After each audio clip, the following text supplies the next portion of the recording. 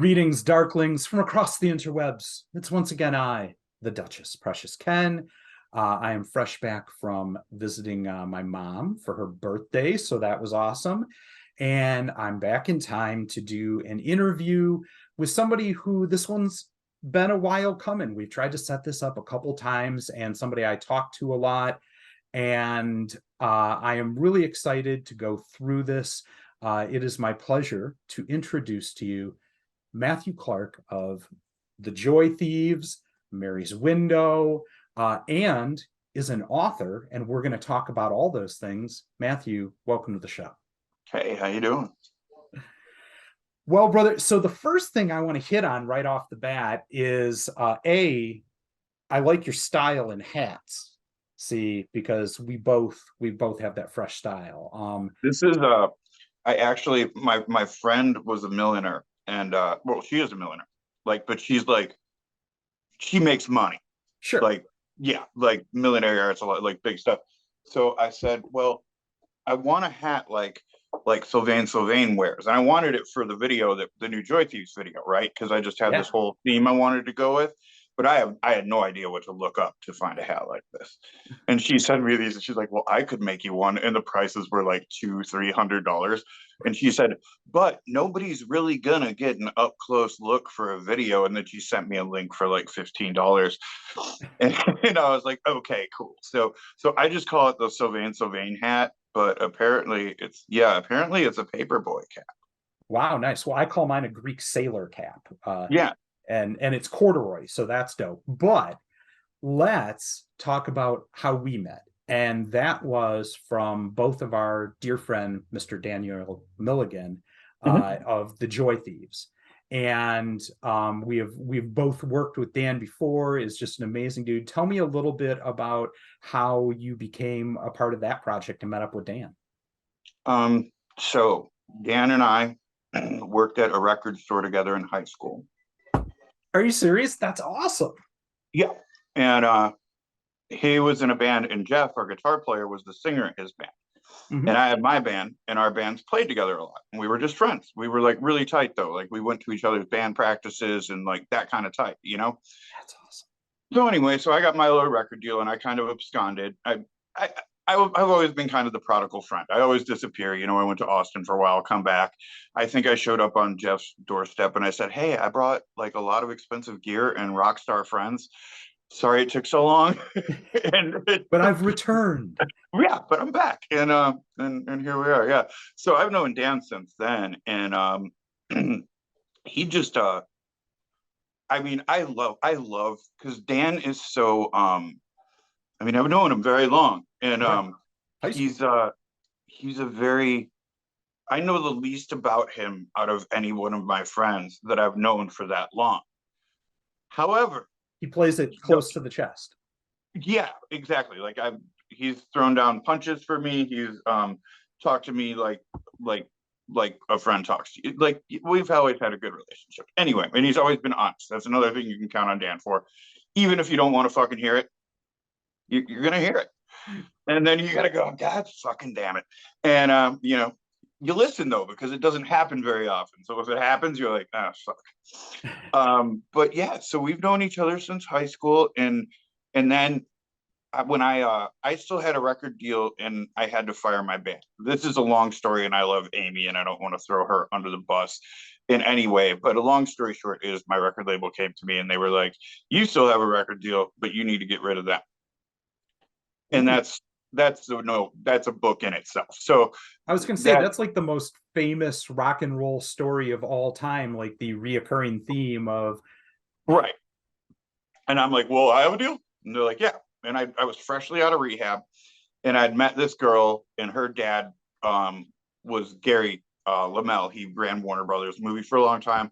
Owner of our record label, was involved in that stuff too. They worked on like the Menace to Society. They had history together doing movies and stuff. And so Paul and I hooked up, and she was playing bass for me, even though she was a phenomenal guitarist. And they flew us both back from Los Angeles. And then my buddy Dave, who actually owns the Live Wire, was just filling in on drums for us. And that he relapsed badly, like I came home one day and she had screwed all my windows and doors shut, and it took me like an hour to coax her out, and then obviously I had to fire her and send her back to LA. Yeah. Oops. And then Dan and Jeff, we've just been buddies forever, and I mean through thick and thin, man. Like Yeah. Dan and Jeff have bad breakups, like drinking too much, like gonna Sure. do something stupid, like that kind of friendship, and like they were just like, well, you have a record deal, we all know we can play together, why don't we just be your band? And my initial Right. reaction was because I want to stay friends, but we played one time and I was like, okay, yep, this is it. And then we never really had it was us three, and we had many bass players, Sure. many. We had Susie, who ended up joining Veruca Salt. um and that was kind of a kick in the teeth, because when we were getting courted by Roadrunner at the time, I was flying back and forth to New York working with Howie. I mean, they were coming by the studio, like the A&R dude, like, hey, Yeah. what do you got for me today? And I was like, get in there and do your job, front dummy. And I'm like, okay, great. So we've got paper on the table. They're booking all these special shows for us. Everything's going really well. I didn't consult my management. I did not consult my lawyer. I did not consult anybody, but I thought that Susie was going to be, at the time, and I love Susie, so I'm not talking shit about her. She's a doll. But at the time, I felt like she was the weakest link. And I felt if we got this other person in there, that we would have a better shot at landing this deal. Little did I know the deal was already landed. I just had to follow through, and I didn't, because I fired her to do this. And the whole thing came back and slapped us in the face, like very, very Hindsight hard. is 2020. It's easy looking back but it was Yeah. what it was. And so But so instead then, that's what we've been through together. And then so he continues doing his shit. I moved to Austin. sure. And I'm doing my studio out there, and I'm not really thinking that much about doing music, but he sends me a couple Joy Thief songs, and I picked two of them to do, which end up being A Blue Girl and Mhm. Spilt Milk, which is going to be the new single. And the irony is that I picked these two out of like the, I don't know, 10 or 12 songs he sends me. Yeah. So I picked these two, and he's like, you know what? And I'm like, what? He's like, before Mary's Window broke up, these are the last two songs that I actually wrote with Mary's Window in mind.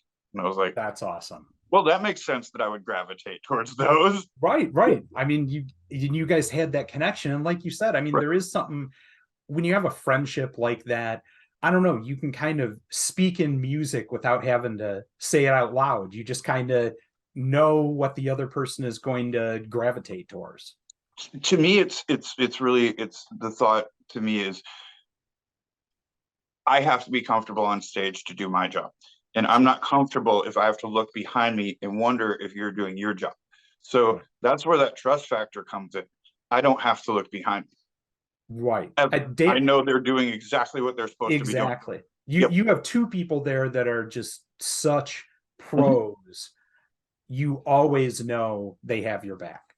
Yeah, I mean, we played this show. I mean, this is like over a mob fest years ago with Disturbed at Martyrs.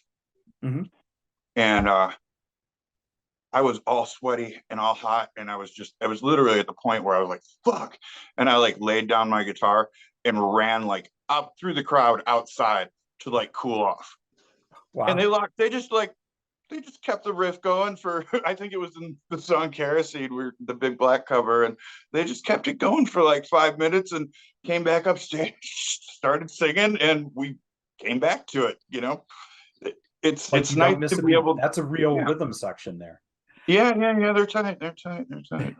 So do you know when to expect that new Joy Thieves video coming out? I'm getting mixes on the new record right now, so that means it's getting close. I put in my final notes on the video, so it's very close to final. As far Well, as I can goes, get Dan to make sure that I know on that, but yeah, that will be the next one coming up. yeah, but I know there's still some work to do. Like we're doing some fun things on it. Like we decided to add an extra song like at the last minute. That's a cover, and I'm not going to tell you what it is, but it's from a band that I worked with, so I got the permission from the dude who wrote it to do it. And of course, now I'm twisting his arm to play like a guitar solo or something on it. We'll see if that works out. That's always so awesome. But, So I'm just jump forward a I'm little bit now. relentless. Yeah, and jump forward a little bit. You've gotten and touched on this a little bit, but just give me a little bit of the history of Mary's Window and kind of what that was to you and the impact it had and what that's going to lead to coming up here in the future. Because when we start to talk about the book, a lot of that is going to be stories, right? And things from your time with, doing Mary's Window. Oh yeah, yeah. And I mean, I was doing other bands during that time too. Like I was in a band called my record label wouldn't let me. I was playing in some other bands, but all of a sudden they came up with this I can't sing and I can't play guitar in another band clause. And I was like, fuck it, I'll play drums. So I had this band called the Kelly Affair, which was it was my friend Rick, who's been in a million bands you probably know from Chicago, and my friend Bob, who was in Ivy League, and then my friend, who is no longer my friend Dave because he fucked my sister and he's an asshole, but Dave Naked from Screeching Weasel. And so I was in a bunch of bands. I mean, I didn't have to work at that time. We had the deal that people used to get. I got a check for $120,000, which was a lot of money back then. Right. And so right. But I mean, that was like my rent was $400. So right. For a 2-bedroom in Wicker Park. So right, I mean, nowadays that would be $4,000 for a 1-bedroom. Oh, easy, yeah. Easy. I think Bree my wife was saying that our old place, because she does real estate photography, so she checks up on the numbers sometimes. Our old place that we used to pay $400 a month for, sold for $2.2 million. Jesus. Well, I guess get it if you can. So from doing Mary's Way, you did. I mean, you played with all these bands, you toured around. Some of the people you've talked about, are huge people in the scene and had big careers. And you lived it firsthand at these festivals in, 90s. Yeah. So you decided to do a book kind of talking about what that was like, the feeling, the scene, the scabs, the scars and all, what it was during that time period. Reflection. I mean, it's ugly and it's dirty. I mean, yeah, there's no doubt about it. I think there's a point in there where I said it's really good to know your author, and your author has shut up, heroin in a Greyhound bus bathroom, sure. Using the toilet water. Oh yeah. Oh, you have no fucking idea. I mean, everything was acceptable back then.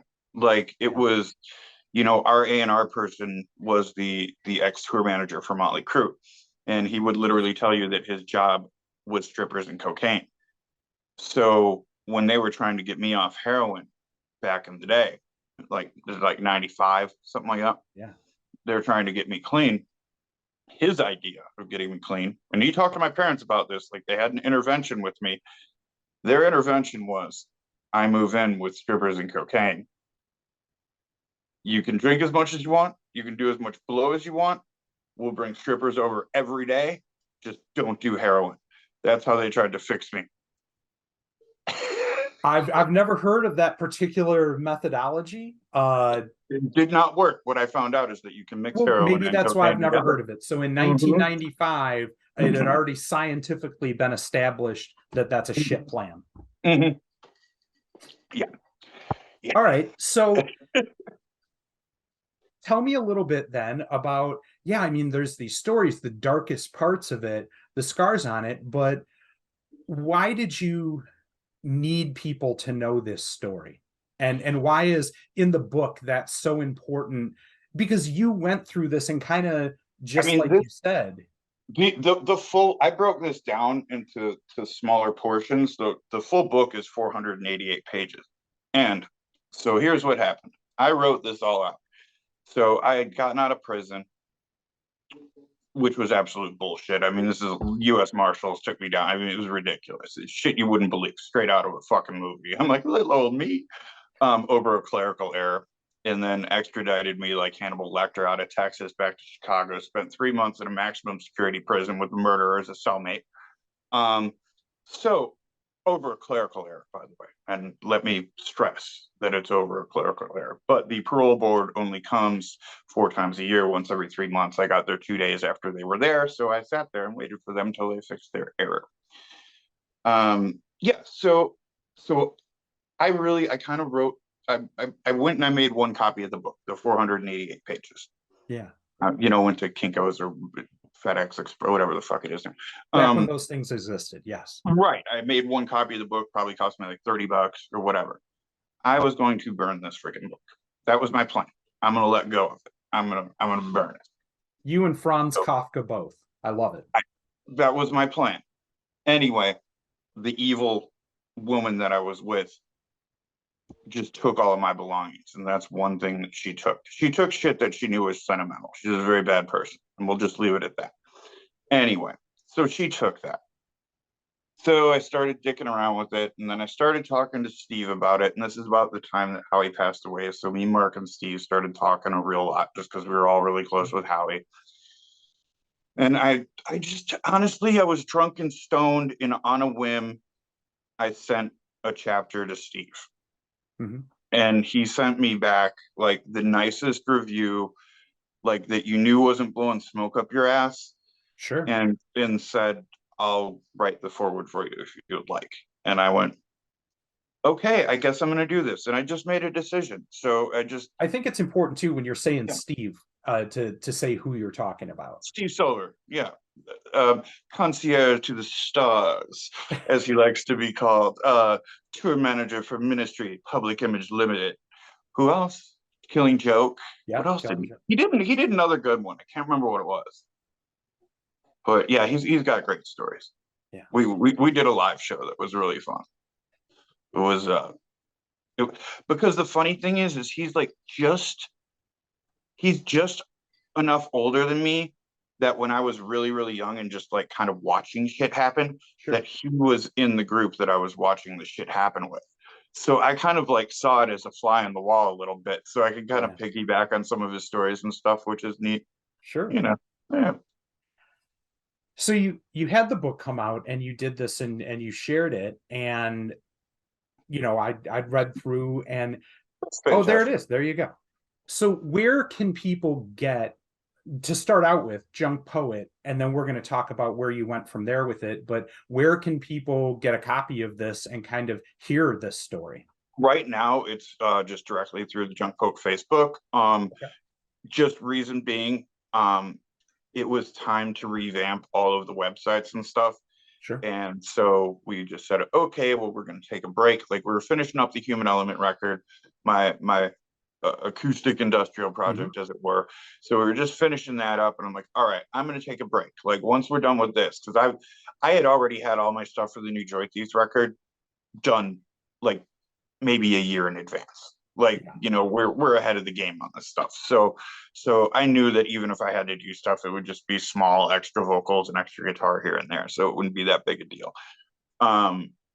So I was just like, well, I'm going to shut down for a while, revamp the websites, and focus on the book. I've got a second one in the works. I've just got editing to do on it.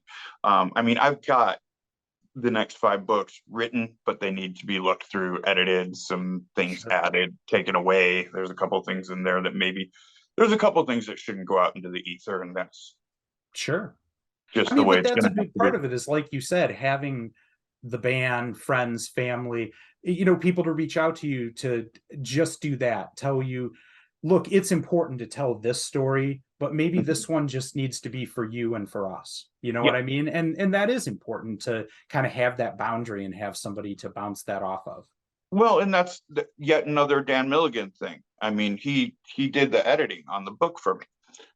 He's got an eagle eye when it comes to that, and he'll make a little note like, question mark, you really want to do this one? Are you sure?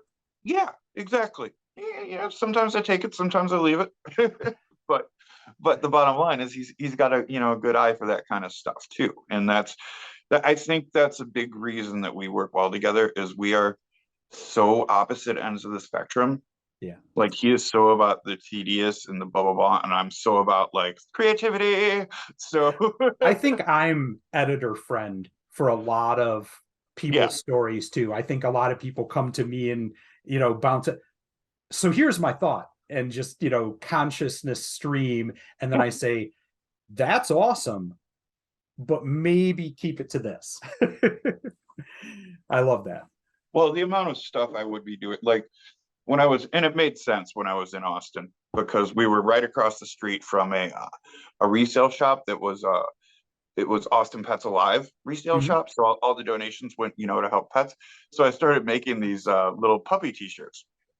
The dude at the counter at my building where I own my studio Mhm. that ran the front counter, his brother had like a little printing press. He charged me next to nothing to like make them. Nice. And then I gave most of the proceeds to help the puppies, but we'd still like sell these little things. But what I'm getting at is my brain wants to do so many, like we had Mötley Crüe t-shirts, and all these are with permission, by the way. And so I ran into King Coffee from the Butthole Surfers, and I mean, I don't know if you know, but he is just like, woohoo! Like Yeah. he is hysterical. And he's like, this is great. So we made the Butthole Sniffers. Fuck you, we shit where we want. But, but I'm just saying, my idea bank That's and the gold. stuff that That's my gold. wife and I want to do, it's like, oh yeah, I want to write books. Oh, make more records. Oh, do this, produce some other ones, and then oh, we should make some puppy t-shirts, and maybe I'm learning to fly a fucking video drone right now. Wow. All right. So I'm trying to do the same thing. I'm going to do the Dan Milligan thing and I'm going to try and keep us on the rails here. Exactly.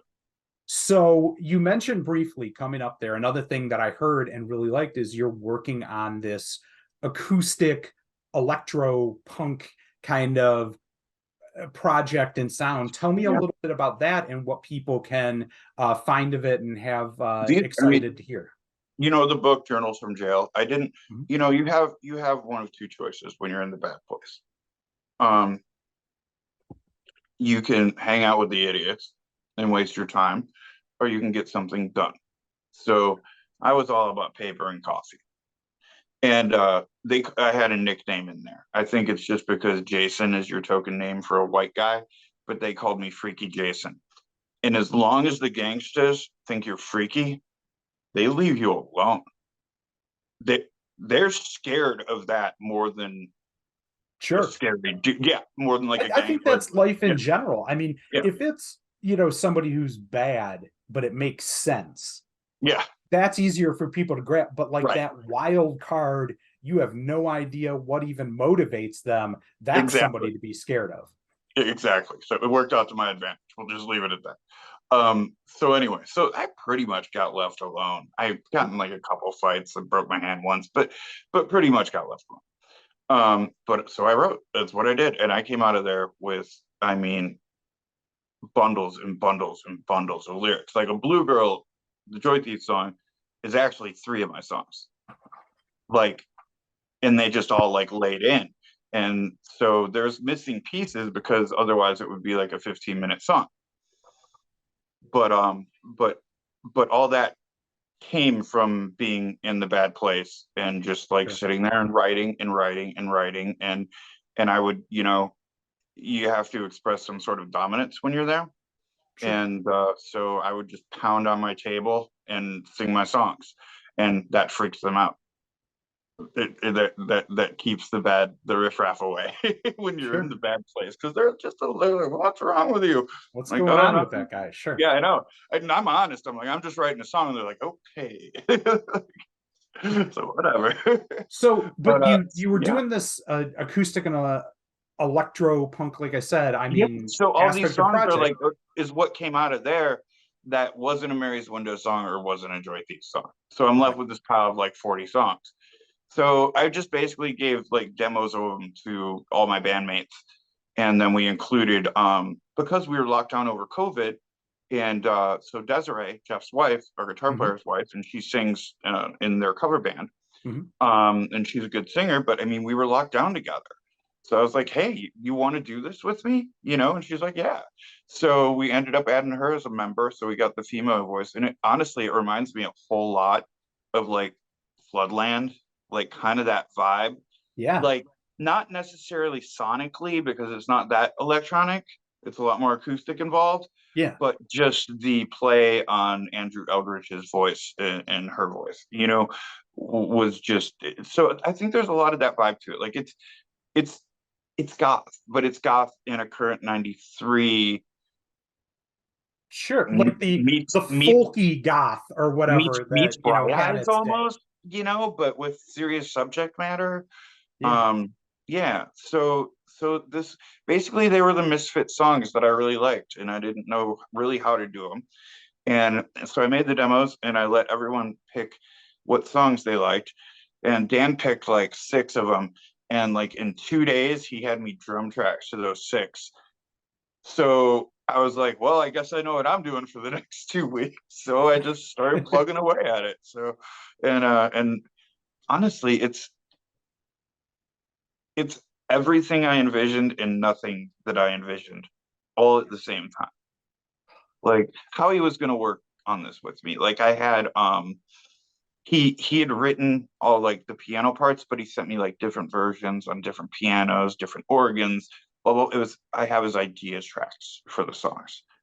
We never got to the point before he passed away that I got the real tracks.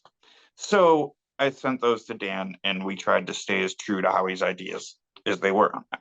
Yeah. So this was supposed to be a Matthew and Howie project, but Well, I mean, and in a way, it is still going to be. You know what I Mhm. mean? Because, like you said, I mean, you have those ideas, you have those spirit, and the Yeah. stories that you're telling. I mean, involved. I mean, you guys talking through these ideas. Oh yeah. Oh yeah. There were so many. I mean, I just feel like we were just cut short. And I know everyone else does too. It's so you'll get a kick out of this. So I'm talking to last night. I just randomly called Max, who was just for reference, he was the guitar player in Sister Machine Gun, Mhm. and he was the guitar player at 13 milligrams with Howie. And we've been, friends for since 95 or whatever. So anyway, like Max got me super stoned one time, like when I didn't smoke weed and laughed at me. And I still haven't forgiven.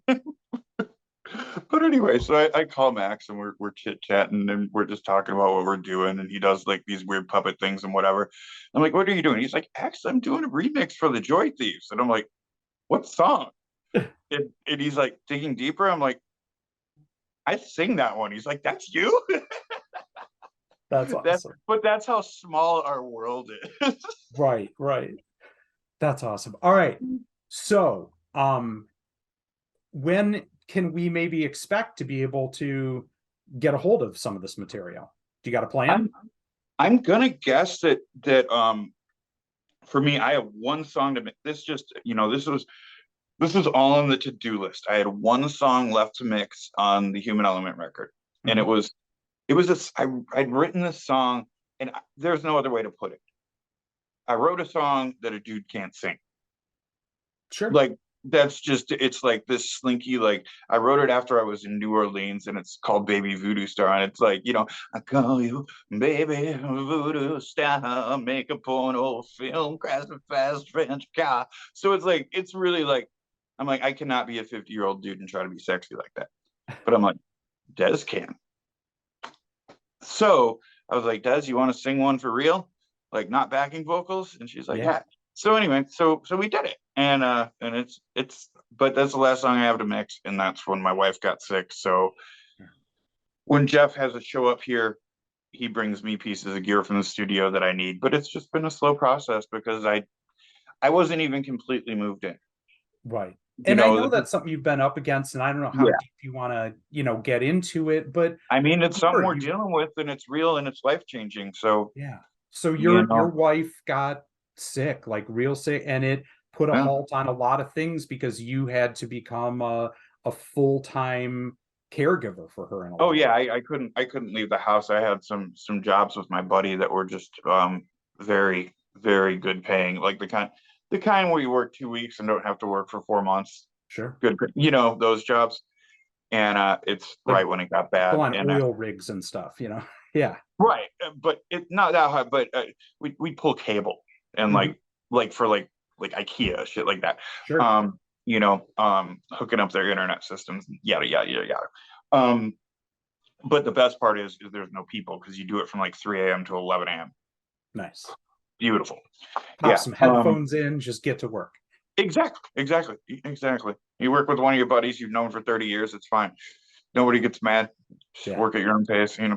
Half the time, he's like, dude, can you make it take longer? We are on billable hours. All right.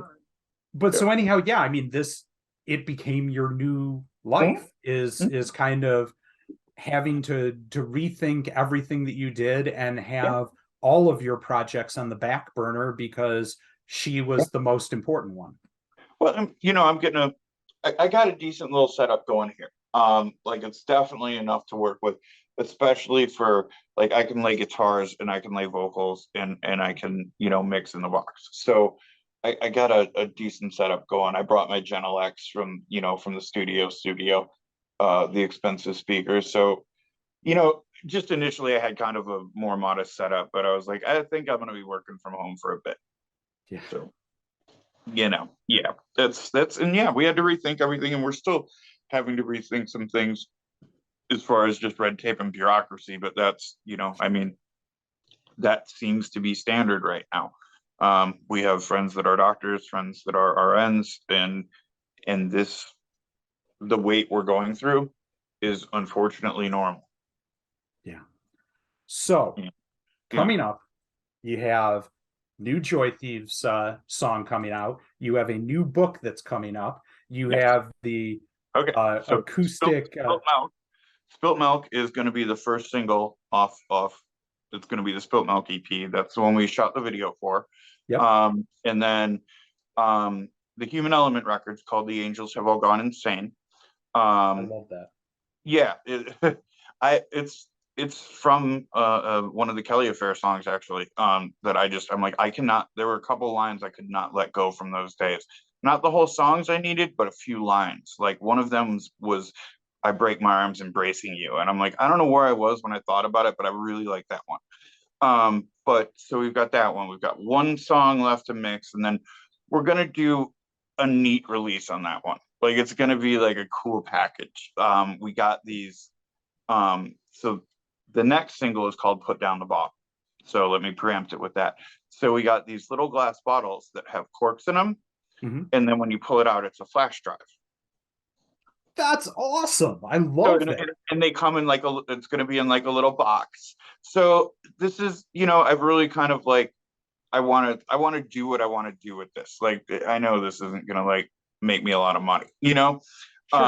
So I wanted to do the cool packaging with the put down the bottle idea and blah, blah, blah. And then, that. I mean, the song, like I said, they're pretty songs, but it's kind of like the Smiths because like put down the bottle is, if I put down the bottle, if I put down the needles, afraid they'll start to, like we already mentioned needles. Oh, where are we going now? But no, I think that is important these days because so much is digital now. Like people just aren't buying CDs and records, and like there's a lot of people. Curse Mackey is really good about this. There's a lot of people that are thinking outside the box and saying people still want a physical thing in their hands, right? But they don't want a CD because they don't have a CD player. What can you give them so they have something to hold, so they can see you at a show and you can hand it to them and they have you can sign the little box, you can exactly. Yeah, I'm with you. So yeah, I'm trying to think a little bit differently on this one. The last Mary's Window record was, I'm not saying it'll be the last one we do, but I mean, I started the band when I was 12 years old. Sure. Our first single that was actually on MTV, I actually wrote that song when I was 13 on a Fostex 4-track in my bedroom. Like that has been such a big part of my life and probably always will be a huge part of my life. But I'm really enjoying where we're at with other stuff right now. See, I love hearing you say, though, when you talk about using some of these lyrics, because I feel that there's shit that I wrote when I was 18, 19, 20. And the emotion and passion of that is great. But I also think back at 45 and think that 18-year-old kid was a freaking idiot. And like, I can now take that idea or emotion, or like you said, a line here, a line there, Right. and turn that into something really, really good because I have more wisdom now. I have more technical know-how. I have more understanding about how to write a good song. And I love that, yeah, you were on that page of like, let me read those lyrics of that emotion, but now refine that into something truly crafted. You touch on some good stuff when you're a kid, but your emotions are all over the freaking highway. I mean, Yeah, even the whole record, I mean, I'm just screaming, I fucking hate you half the sure, sure. time. I mean, that record is juvenile as fuck, but it's honest as fuck. So, I mean, and that's in a lot of ways you could say punk rock and in general, in a lot of ways, so is that basic concept. what we talked about, being able to edit and stuff. So I'm going to word this very, very carefully because we're not really talking about this until it's done. But so my friend Andy Gerald, who you might know him from My Darling Murder or Mhm. Marilyn Manson, but he has a band called There Is No Us. So Andy said, and Andy and I have been working on a project for a long time, and I think we're actually going to finish it. We have some other people involved, and we're just going to leave it at that and not even give it a name. Fair But it's enough. anyway. So he texts me, and I'm like, okay. And he's like, what are the lyrics to Today Is Three, which is the first song in Whore? I'm like, all right, I'll indulge. I said, well, my laptop died, so I'm going to write them down and I'll send you a screenshot. So I did it. Nothing. Like, Andy, you just out of the You asked blue. me, what are you using Yeah, this for? for Yeah, these lyrics. I'm assuming you were going to tell me why you wanted these lyrics. And he's like, yeah, oh, we're going to do a cover. that's awesome.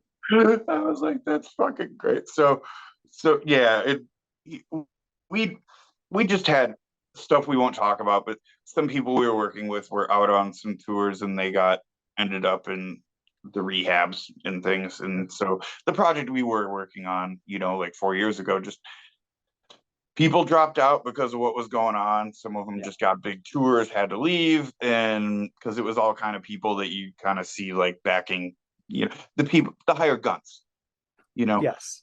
the people you see all the time, but you don't realize those dudes are like working for $40 an hour. Right. Um, so it was all those kind of guys, and one of them got like a huge gig with Kesha actually, and yeah, I know. Okay. Would you turn it down though if you Hell kind of no. I like Kesha songs, whatever. whatever? I couldn't name you one, but I don't give a shit. I mean, if someone was like, "We're gonna pay you to go bang the drums in a stadium," like, okay. I mean, I get it. So anyway, there were multiple reasons why the project just never got done. It didn't really fall apart. It just never got done. Yeah. So yeah, we're working on that too. So that's fun because like I said, I've got some time at home now. And then the new Joy Thieves record is Dan originally approached me and he said, I really like the idea that, Chris was the only singer on the last record. And he's like, maybe we do a record where you're the only singer. And we already had like 4 or 5 of them done, something like that. I mean, anytime you're doing the same thing as like Chris Conley, like you're pretty cool. I guess I like Chris. He's always been nice to me. He embarrassed me once really bad when I was like 17 or 18, but he was still nice about it, but he embarrassed me. Um, but he's on the list of people that were just like really nice to me when I was young and naive in the scene. Sure. Like Chris was always nice to me. Like when I showed up for the video and hadn't seen him in years, his eyes lit up when I walked in. He's like, "Holy fuck, mate, are you kidding?" So no, Chris is such a fucking sweetheart. But Dan He's had just a this mensch. idea. He's a good dude. Yeah, exactly. And so I'm like, "Oh, that's cool." I'm like, "Yeah, I'm down with that." And so anyway, we ended up having this one song that I split with my buddy Jason anyway, and then we had this old song from back in the day. And I'm like, Jason most leads on that. I'm like, why don't we just like, because he sings backup on a lot of the stuff. I'm like, why don't we just have just me and Jay? Like we're the ones that have known each. I mean, Jason was Sure. in a band called Family Counseling, and he's been playing with Jeff and Dan actually longer than I had. They had a band going before. Like literally, we switched bands with different frontmen, and then we made this band called the Media Darlings, which I guess could kind of be the predecessor to the Joy Thieves, Mhm. which was kind of like the merger of those two bands. Um, and we are using a lot of songs from that era that we'd written like in like, Yeah. the 2000s. But they hold up, and so we've been, put some modern touches on them. But that's so a lot of the stuff that's going to be on Spilt Milk is actually stuff we'd written like way back then. Yeah. I love that. I love the connection on it. All right. So we have reached the point in the interview where we're a music review page first and foremost. And so I always like to ask artists, what is new in the scene that's getting you excited, that you're into, or is, something that you're listening to? Give me a shout out for a couple of things that you're feeling right now. What do you define as new? I don't the last 5 years. Yeah. Yeah, nothing's been that impressive in the past 5 years. Okay, that's not entirely true. Honestly, I Or whatever. I mean, fine if you're really, really, listening to, Motley Crue right now. Fine, say that. but stuff that's come out, and there's been a lot of resurgence of old bands that I really like. Sure. So, I mean, two things right off the top of my head. I'm going to say the new Soul Side record Yeah. and the new Girls Against Boys record. Now, these two things Yeah. are connected. So Johnny Temple owns Akashic Books. I've been pressuring. I'm going to get on Akashic Books whether Johnny wants me there or not. Anyway, so I'm a huge Soul Side fan, and I don't know if you know this, but Mary's Window did a cover of the song "Kill," and I contacted the singer, and he said, "Actually, that's not my song. That's the bass player's song." So he gave me his info, and I talked to him. He's like, "Yeah, absolutely, do it. Just send me a copy."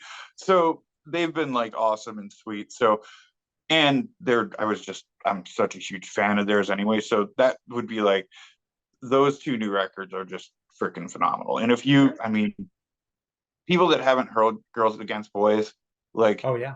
if you like The Lizard, if you like Big Black, if you like that just dirty, dirty, dirty, gritty punk, even like little Yeah. Monster Magnet in there sometimes, like Little Neurosis, like it's gritty, it's dirty, but it's pretty.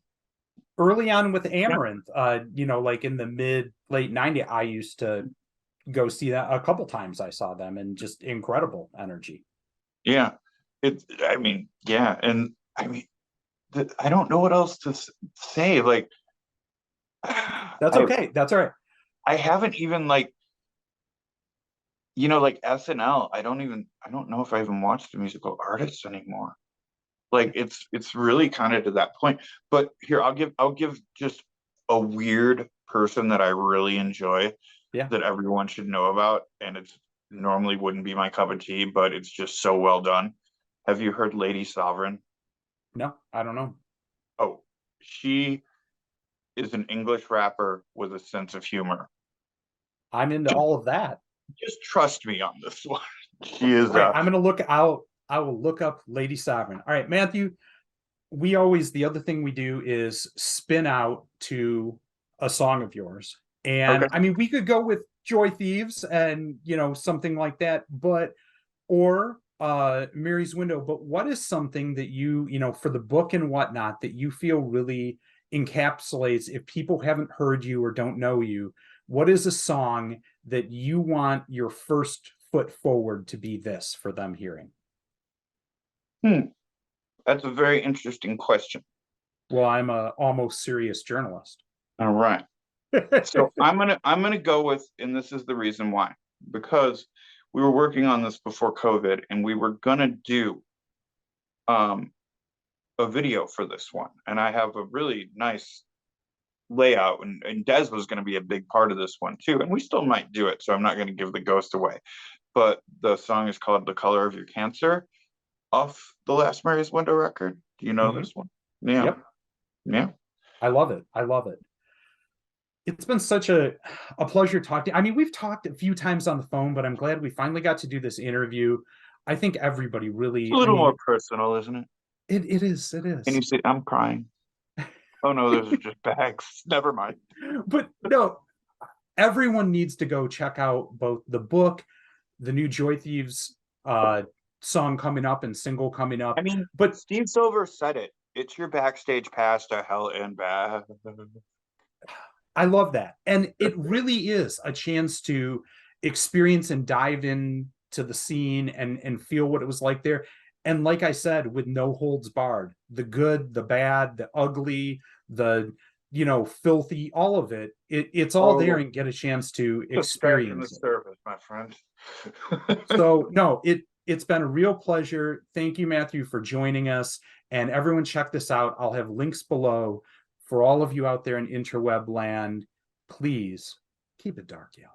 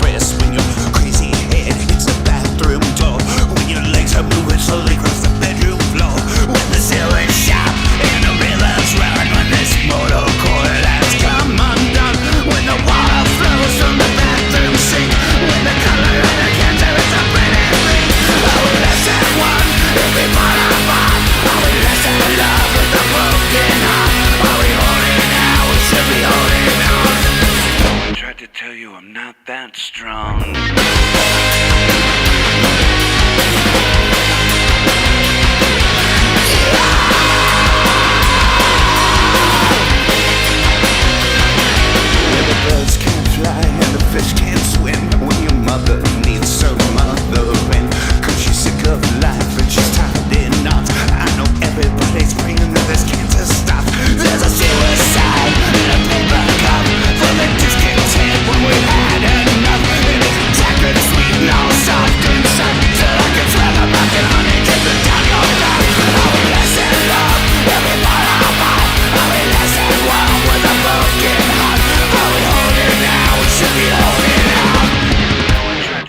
I'm not that strong.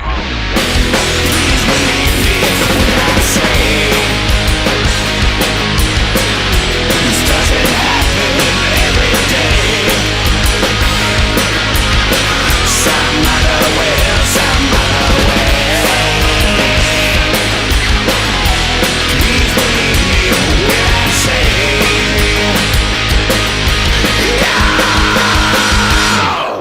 I know that look when you love me less, when your heavy heart won't decompress, when your crazy head hits a bathroom door, when your legs are moving so they start to back and flow, when the sailor shop in the billows run, when this mortal coil has come undone, when the water flows from the bathroom sink, when the color of your cancer is a bad thing. How we left that one, and we fall apart. How we lost that love with a broken heart. How we holding out, we should be holding out. I tried to tell you I'm not that strong.